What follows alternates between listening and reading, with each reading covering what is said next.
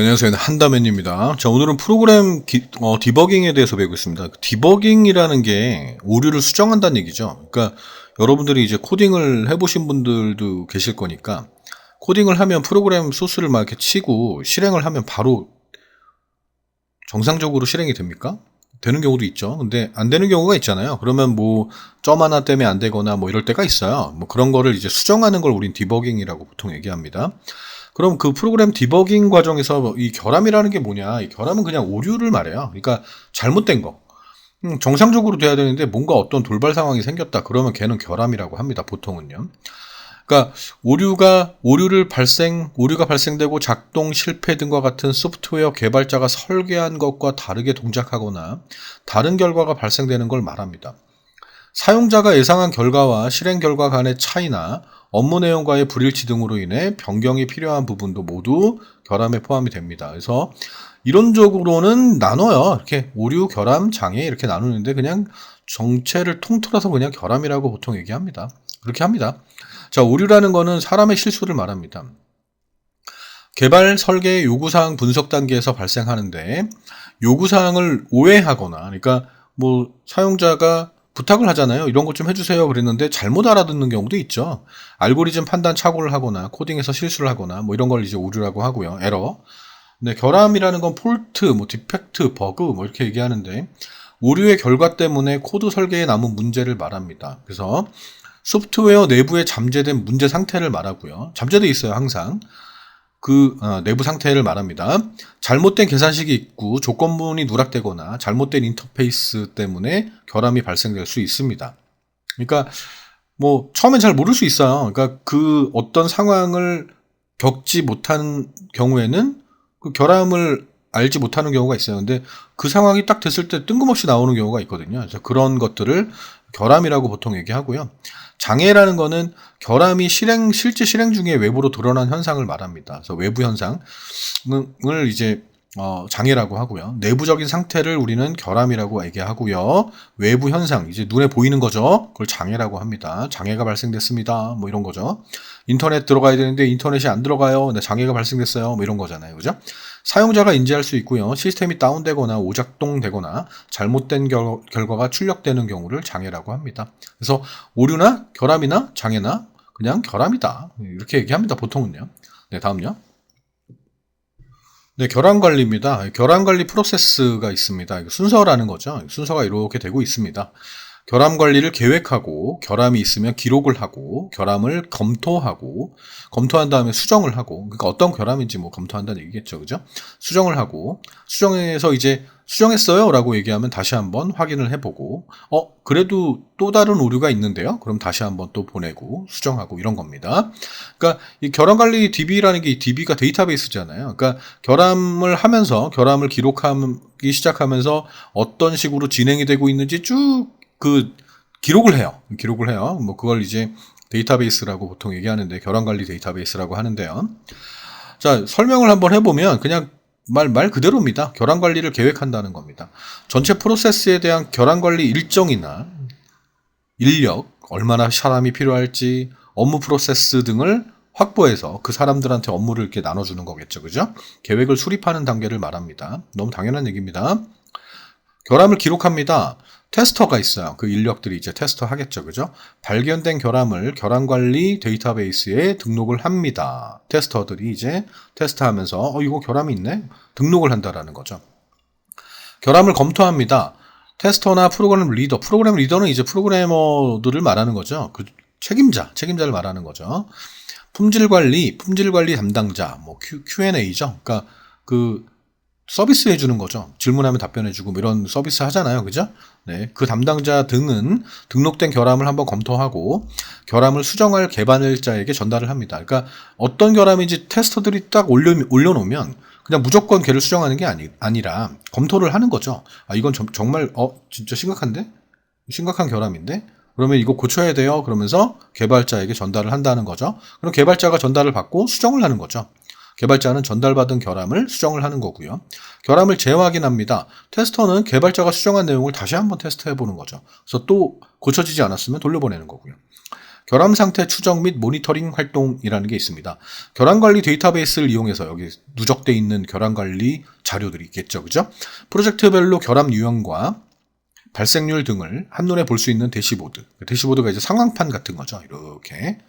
뭐 어떤 프로그램에서 주로 발생했고요. 뭐 이런 식으로 딱 적는 거죠. 게시판 형태의 서비스를 제공해 주는 겁니다. 모니터링. 최종 결함 분석 및 보고서 작성이 있습니다. 발견된 결함에 대한 정보와 이해관계자들의 의견이 반영된 보고서를 작성하고 결함 관리를 종료하는 겁니다. 네.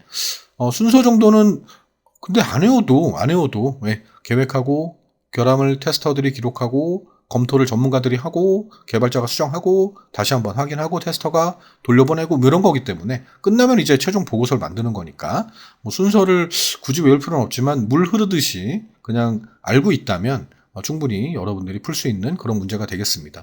네, 다음요. 네, 다음 결함 상태 추적입니다. 말 그대로 이제 추적한다는 얘기죠. 결함 상태를 추적하겠다라는 얘기가 되겠습니다. 테스트에서 발견된 결함은 지속적으로 상태 변화를 추적하고 관리해야 됩니다. 한번 결함이 생기면 계속 거기서만 생길 수가 있거든요. 그래서 추적하고 관리해야 됩니다. 발견된 결함에 대해 결함 관리 측정 지표의 속성값들을 분석해서 향후 결함이 발견될 모듈 또는 컴포넌트를 추정할 수가 있습니다. 그래서 말씀드렸던 똑같은 거예요. 그러니까 결함 관리 측정 지표라는 거를 만들어서 지금 여기 있는 얘네를 만들어 놓고 어떤 부분에서 이제 향후 발생될 수 있는지를 예측하는, 추정할 수 있는 그런 역할을 하는 게 바로 결함 상태 추적이라고 보시면 되겠습니다. 결함 분포입니다. 모듈 또는 컴포넌트인데, 네, 컴포넌트의 특정 속성에 해당하는 결함 수를 측정합니다. 그러니까 어떤 모듈, 컴포넌트에 결함 수가 몇 개 정도가 분포되어 있는지, 그죠? 어디에서 심하게 걸리고 있는지, 뭐 그걸 본다는 얘기고요. 테스트 진행 시간에 따른 결함수. 그러니까 테스트를 하고 있는데 한 5분 정도 했는데 10개나 결함이 생겼어. 뭐 그런 것들을 분석한다는 얘기고요. 결함 에이징입니다. 결함 상태로 지속되고 있는 시간을 측정합니다. 그러니까 오류가 났는데 다시 돌아오는 경우가 있잖아요. 근데 다시 돌아오는 데까지 걸리는 시간, 결함 상태가 지속되는 시간, 뭐 그런 걸 측정한다라는 그런 얘기가 되겠습니다. 결함 추적 순서입니다. 결함을 등록하고요. 테스터와 품질관리 담당자에 의해서 발견된 결함이 등록된 상태를 말하고요. 결함을 검토하죠. 등록된 결함을 테스터나 품질관리 담당자, 프로그램 리더, 담당 모듈 개발자에 의해 검토된 상태. 결함 검토고요. 결함 할당입니다. 할당하는 거죠. 뭐 결함을 수정하기 위해 개발자와 문제 해결 담당자에게 결함이 할당된 상태를 말합니다. 결함 수정입니다. 개발자가 수정을 완료한 상태를 말하고요. 결함 조치 보류가 있습니다. 결함 수정이 불가능해서 연기된 상태를 말합니다. 일단 보류했다라는 얘기겠죠. 그죠? 우선순위나 일정 등에 따라서 재오픈을 준비 중인 상태를 말합니다. 일단 얘가 결함이 있긴 한데 좀 사소하다거나 아니면 너무 이건 우선순위 다른 결함들에 비해서 좀 나중에 해도 된다거나 뭐 그런 걸 얘기하는 거죠. 그리고 아예 이거 결함 수정하기가 힘든데 뭐 이런 상태, 뭐 그런 상태를 말하는 겁니다. 결함 종료입니다. 결함이 해결됐습니다. 테스터와 품질관리 담당자가 종료를 승인한 상태를 말합니다. 결함 해제입니다. 테스터나 프로그램 리더, QA 담당자가 종료를 승인한 결함을 검토해서 이제 결함이 아니라고 판명이 난 상태를 결함 해제라고 합니다. 네, 다음요. 네, 결함의 분류입니다. 시스템 결함, 시스템 컴퓨터죠, 그죠? 기능이 좀 이상하네. GUI, 화면에 보이는 게 좀 이상한데? 문서가 이상해요. 뭐 그런 겁니다. 그러니까 읽어보면 이제 알죠. 시스템이 다운되고 프로그램이 자꾸 중단되는데 응답 없음 뜨는데 뭐 이런 경우 종료, 응답 시간, 지연, 데이터베이스 에러, 애플리케이션, 그 어플이죠. 프로그램의 환경이나 데이터베이스 처리에서 발생된 결함입니다. 그러니까 이게 시스템 결함이고요. 기능은요. 사용자의 요구사항이 미반영됐어요. 이것도 결함이죠. 그죠? 프로그램은 잘 돌아가지만 내가 하라는 걸 안 했어. 그럼 당연히 기능 결함이죠. 불일치한다거나 부정확한 비즈니스 프로세스, 스크립트 오류, 그리고 타 시스템 연동 시의 오류, 애플리케이션의 기획이나 설계, 업무 시나리오 등의 단계에서 유입된 결함이 있습니다. 그럼 기능 결함이라고 합니다. GUI입니다. 화면에 보여지는 것, UI, 유저 인터페이스, UI의 비일관성입니다. 데이터 타입의 표시 오류, 부정확한 커서 메시지 오류, 사용자 화면 설계에서 발생된 결함을 말합니다. 그래서 뭐 커서가 여기 이렇게 깜빡여야 되는데 이쪽에 깜빡이고 있고 깜빡깜빡거리고 있고 내가 치면 여기에 쳐진다거나 뭐 이런 것들도 GUI 결함이 될 수가 있겠죠. 그죠? 화면상에서. 네, 문서 결함입니다. 사용자의 요구사항과 기능 요구사항의 불일치로 인한 불완전 상태의 문서, 사용자의 온라인 매뉴얼과 오프라인 매뉴얼, 그러니까 종이로 준 매뉴얼이 있을 거 아니에요. 그리고 온라인에 올려진 매뉴얼이 있을 거 아니에요. 그게 불일치하면 안 되잖아요. 그죠? 말이 안 되는 거예요. 기획자나 사용자, 개발자 간의 의사소통 및 기록이 원활하지 않아서 발생된 결함을 말합니다. 그러니까 결함은 뭐 이렇게 있다. 시스템 결함, 기능 결함, GUI, 문서 결함이 있구나. 딱 보면 알겠다. 예, 됐습니다. 결함 심각도가 있습니다. 결함이 있는데 아까도 말씀드렸지만 우선순위를 매긴다고 했잖아요. 잘못 눌렀어요. 우선순위를 매긴다고 했잖아요. 그래서 우선순위가 좀 뭐 뒤로 밀리면 보류한다 그랬잖아요. 그죠? 그래서 결함의 심각도를 매겨주는 거예요. 그러니까 애플리케이션에서 발생한 결함이 전체 시스템에 미치는 치명도를 나타내는 척도를 말합니다. 결함 심각도는 단위 업무의 가중치를 기반으로 환산하고 우선순위에 따라 분류하면 다음과 같습니다. 하이, 높다는 얘기잖아요. 미디엄, 중간이잖아요. 로우, 낮다는 얘기잖아요. 그죠?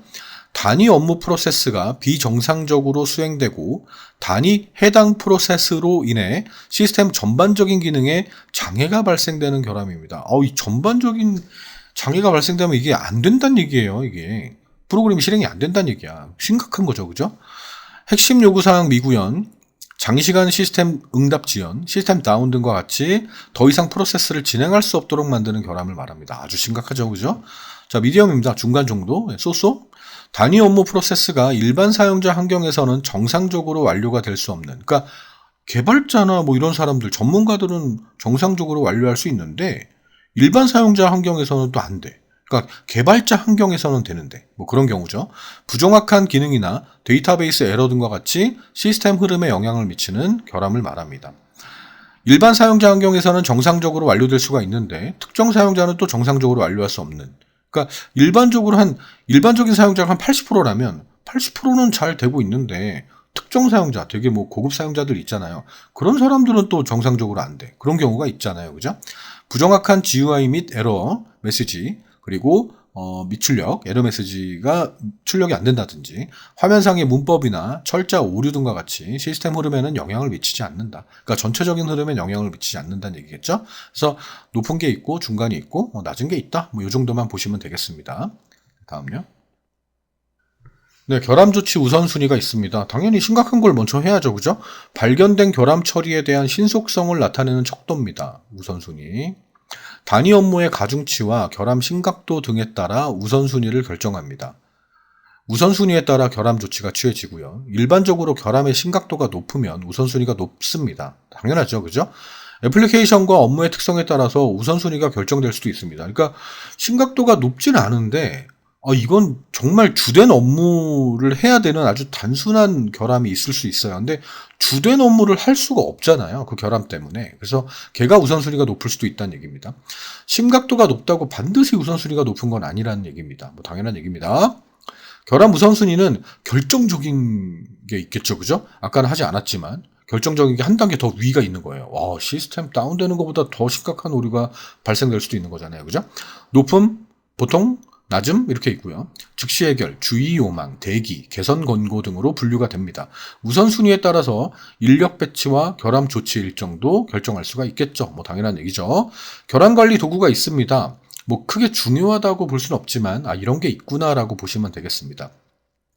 소프트웨어에 발생한 결함을 체계적으로 관리할 수 있도록 도와주는 도구를 말합니다. 그러니까 결함이 뭐 사람이 직접 막 이것저것 해볼 수도 있지만 그런 것들이 또 누적이 되면 프로그램을 또 만들어가지고 걔를 하겠죠. 그런 프로그램들의 그 도구들의 종류가 이렇게 있다는 겁니다. 멘티스라는 게 있습니다. 결함 및 이슈 관리 도구로 소프트웨어 설계 시 단위별 작업 내용을 기록할 수 있어서 결함 추적도 가능한 도구입니다. 단위별 작업 내용을 기록하는 거죠. 그래서 결함을 찾을 때 단위별로 작업 내용을 보면서 할 수 있는 그런 도구를 말합니다. 트랙 있습니다. 결함 추적도 할 수 있고 결함을 통합해서 관리할 수 있는 도구이기도 합니다.